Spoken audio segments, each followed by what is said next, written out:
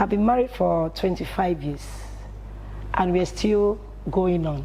Amen. And we are still going to stay more than that. Yes, so people that want to marry, make their marriages work. So how's the journey been for you? For me, like people always say, as you lay your bed, so you lie on it. Though it has not been, I will not say that it has been sweet all the way.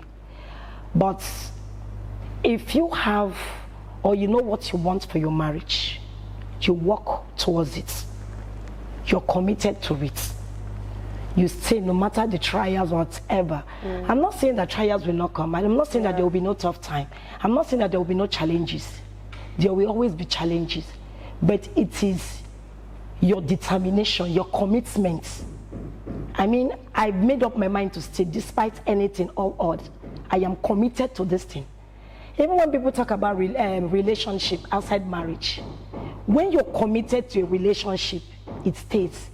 Even when you have issue with your friend, because you're committed, even when people have misunderstanding, you still get back together. You don't walk out on it.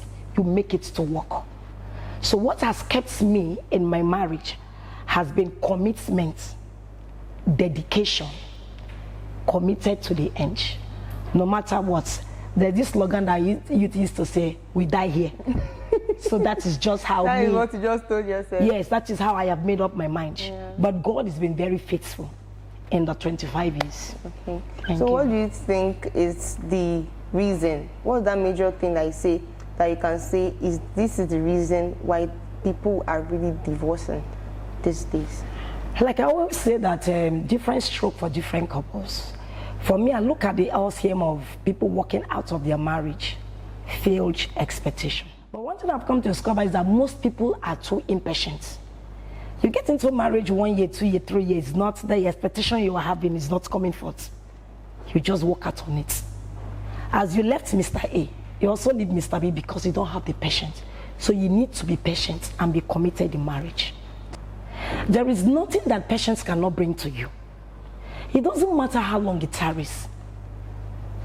Both of you working together, having a common understanding and focus, it will come to pass.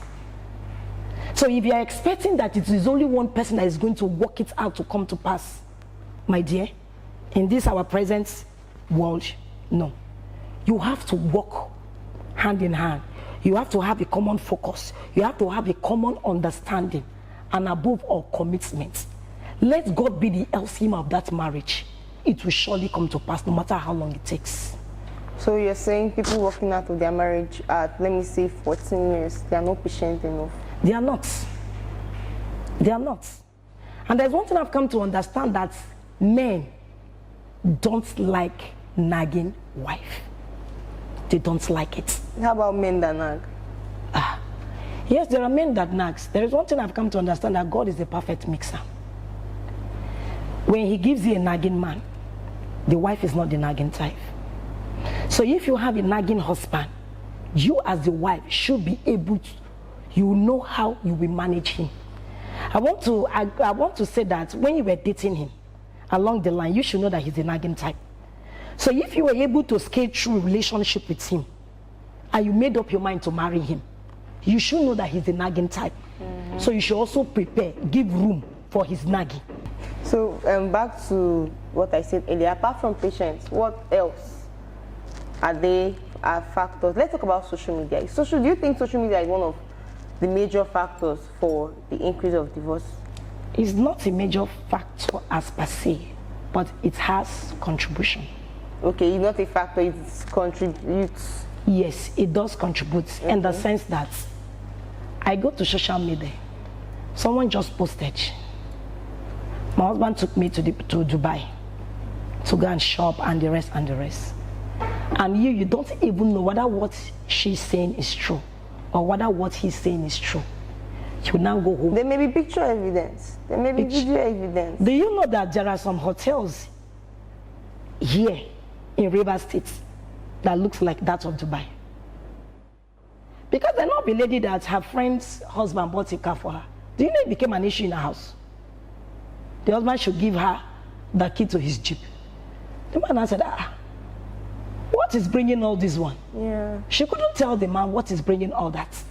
And the friend she's envying today is nowhere in the marriage. And she's still there. So this social media thing, most of them are fake life. Fake, you just see them, you want to bring them into your family, and the next day it's creating problem, you're making problem when there is no problem in the family. So why don't you just live your normal life and believe that one day or someday, or you think that the man doesn't have a better plans for you? That he doesn't talk doesn't mean that he doesn't have a better plans for you. Maybe the resources are not there for now, but doesn't mean that he does not know what he wants. Every man wants his woman to look good. Every man wants his woman to look good. So all I have to say is that we need to be patient in this marriage. We need to stay committed in this marriage. So social media, how about in situations where it's real? Because there are people that their husbands take them to Dubai, like just go shop, come back kind of thing. As the wife, you know the income of the man. You know what your husband is doing.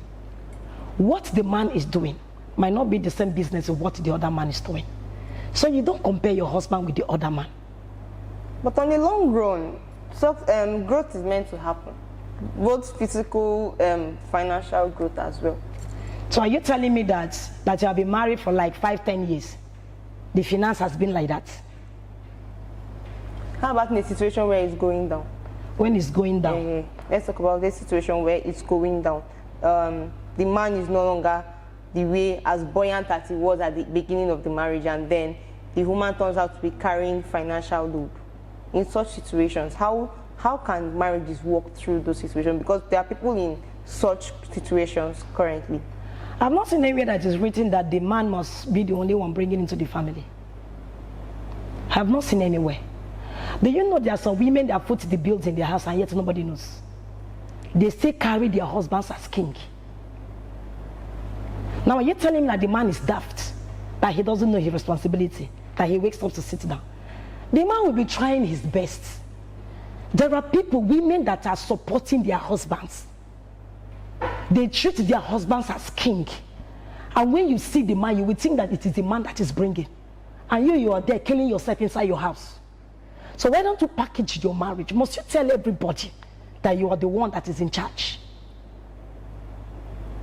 If you're committed to that marriage, you love the man as you say before you got married to the man, the love is still there. My dear, you will carry responsibility, nobody will know. There is no situation that is permanent in this life. That is not working out for the man to do doesn't mean that the man will remain on the floor. Except you get one thing where they hold the man somewhere, maybe in village will hold the man. But even if the village will hold the man, you as a wife, you still owe him that responsibility to pray for him. Not be this person we are married. My husband cannot be the least. You owe him responsibility to pray, not for you to rubbish the man. So it's when you begin to rubbish the man and see the man as a nobody. No, you don't need to do that.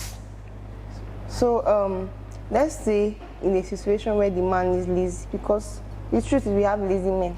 Yeah, it's true we have lazy men. It's true. Before you marry the man, did you not know that he's a lazy man? Maybe initially you know be see where. Now you don't dey see where. Really? You don't see well. So now your eye don't open. I don't agree to that. Some people get married. Maybe their eyes are blind because they are desperate. They want to get married. They don't enter inside the marriage. Because you see the man is a lazy man. You will stay because that time you were desperate. Now that you're married, you want to work out. It doesn't work that way. That is why everybody needs to open your eyes when you want to get into marriage. Open your eyes. No enter. You say you won't come out. I was blind, but now I can see. No, make your eyes open well. See before you enter.